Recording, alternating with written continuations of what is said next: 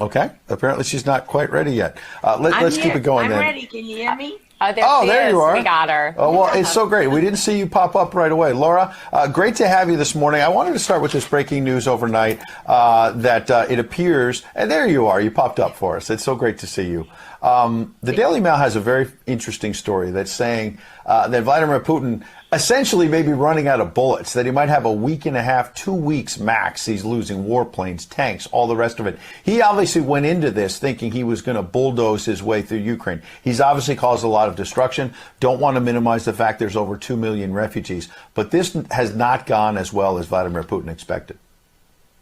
I don't buy it for a second, Ed, I'll be honest with you. I really think that there's so much misinformation. We've never really seen anything like it. I mean, I've been covering wars now for 35 years, and I have never seen people with their nails done in the Ukrainian flag, right? I mean, we're being corralled into this box where we either have to hate Vladimir Putin and believe everything evil that's said about him and love Ukraine, and there's no in between. And that reminds me a lot of, you're either, a white supremacist, or you go with the Democrat narrative on everything under the sun.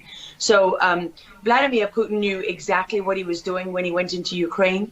The Russian military isn't perfect. They, for example, I've spoken to multiple defense specialists and intelligence specialists from a Defense Intelligence Agency who've studied the Russian military for years. They do have a difficulty mounting complex air operations because they do very little training hours in comparison to, for example, the United States air assets, right, our fighter jet pilots. But Russia is not struggling. What Russia has done from the very beginning has been very strategic. They didn't go straight to Kiev. They went to all those bioweapons laboratories that are scattered all over the country. Some of them they built, so they know where they are. They've known where they are since the Soviet Union, because under the Defense Threat Reduction Program, we went in after the fall of the Soviet Union and supposedly turned those facilities from bioweapons labs into public health labs. Although, these days it's hard to believe anything that our leaders tell us, because they've lied about COVID, they lied about Russia collusion, they lied about the Ukraine impeachment trial, and there's so much more going on in Ukraine that nobody is talking about. You see such dishonesty when it comes to the history of Ukraine. You see dishonesty when it comes to the Azov battalion, which is funded by the US and NATO. I mean, you can find pictures of them online holding up the NATO flag and the swastika at the same time. Their own emblem contains the black sun of the occult, which was a Nazi SS emblem. And it also contains the sideways, lightning insignia of the SS. I mean, this is on throughout the Ukrainian military. You can see that black sun of the occult on their body armor, even on the female soldiers who are paraded in front of the world as being, such an example of Ukraine's independence and spirit and nobility. Even they are wearing the black sun of the occult. And, the White House wants you to believe, well, this doesn't matter, it's just a small number of troops. It's not true. The Azov battalion has been murdering its way through eastern Ukraine. Yeah. We don't want to admit this. This was why Crimea voted for independence. This is why Crimea wanted to be with Russia. Because we in the media, in the Western media and in the West, won't acknowledge the reality of what's gone on. Western Ukraine backed the Nazis. It was a headquarters for the Nazi SS. The CIA under Alan Dulles actually gave immunity from prosecution to the Nazis of Ukraine from the Nuremberg trials. So there's a long history of the United States and our intelligence agencies funding and arming Nazis in Ukraine. These are not like new neo-Nazi groups that sprung up. These are the actual Nazis from the Second World War, who, if you go back to the Nuremberg trials, said that they were planning for a 1,000-year Reich.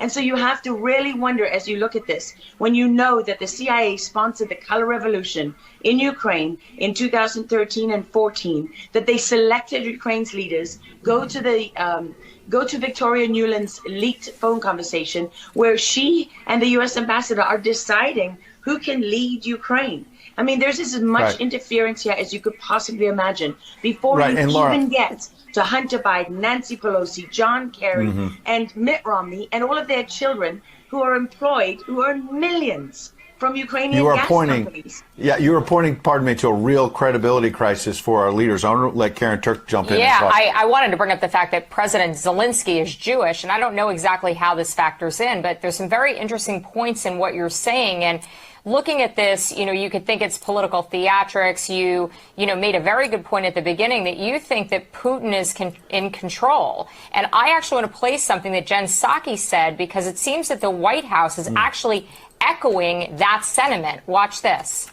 Well, the end game is really a question for President Putin. We have completely crushed his economy.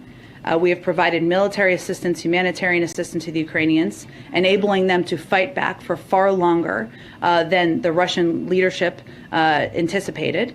And again, he has to determine what the path forward looks like for him. Thanks, everyone.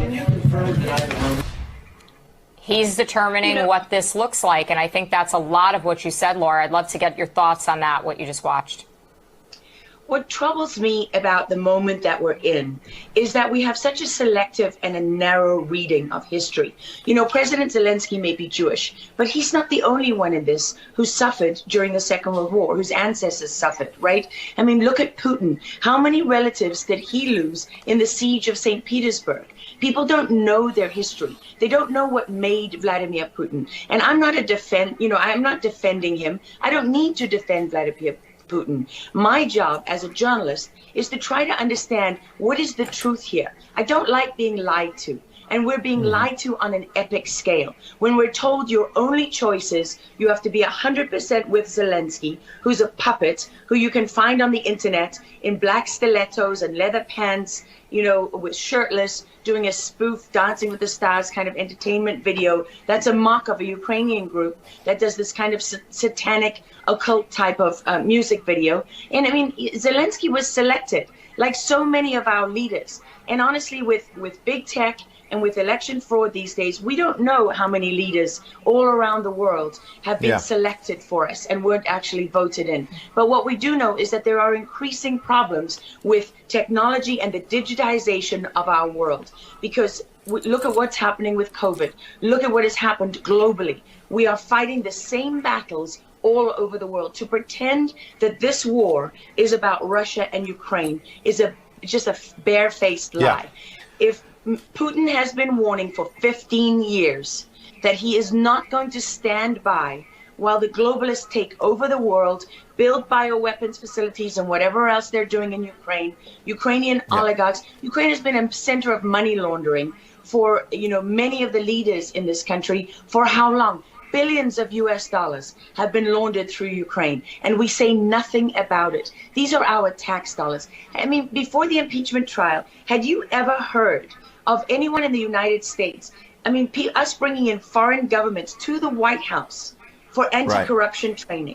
I mean, does nobody question these things? Why do we not question them? We have an idiot like Lieutenant Colonel Vindman, who goes at the impeachment trial and sits there as a lieutenant colonel. He didn't even make colonel. And he's telling the president of the United States what his policy should be. You have a traitor in the form of Maria Yovanovitch, who was Obama's ambassador, who's telling Ukrainian government officials, don't listen to the will of the American people. Don't listen to the election results. We are the true leaders of America. I mean, and then people object when the woman isn't even fired. She's given a cushy job for life at Georgetown University at the expense of the U.S. taxpayer. And we're told that the president of the United States cannot say to his foreign counterparts, that we want you to look into something. But Joe Biden, he can withhold as much aid as he wants to. I mean, there's so much hypocrisy and dishonesty here.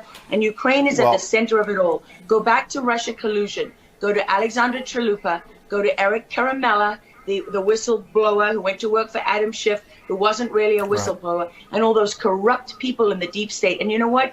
The deep state isn't a theory. It's not a conspiracy theory. It's an actual deep state. Look up the SES, the Senior Executive Service, because when that bureaucracy was ushered into law in the United States of America, that's when we got a bunch of unelected bureaucrats pulling the strings behind the scenes. And these are the people that keep lying to us.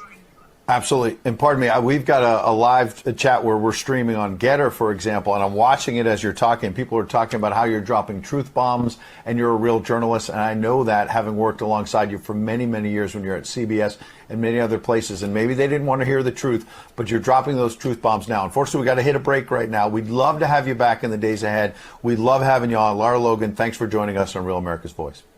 Thank you so much. All right. Well, we'll certainly have her back.